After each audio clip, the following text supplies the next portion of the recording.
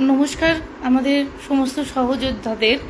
আপনারা ভেরিফাইড গ্রুপে নিশ্চয়ই মেসেজ দেখেছেন এবং মেহবুবও ফেসবুকে মেসেজ করে জানিয়েছে। কজ লিস্ট প্রত্যেকেই দেখেছেন। কালকে আমাদের বহু প্রতীক্ষিত জাজমেন্ট আসতে চলেছে। সবাই খুব টেনশনে আছি। আশা করি সব ঠিক হবে। আমাদের এওয়াদের সাথেও কথা হয়েছে যে কালকে রায়দান হবে এবং আশা করি সব কিছু ভালো হবে, সব কিছু পজিটিভ হবে। সবাই প্রে করুন সব কিছু যেন ভালো হয়, এটুকুই বলবো। আর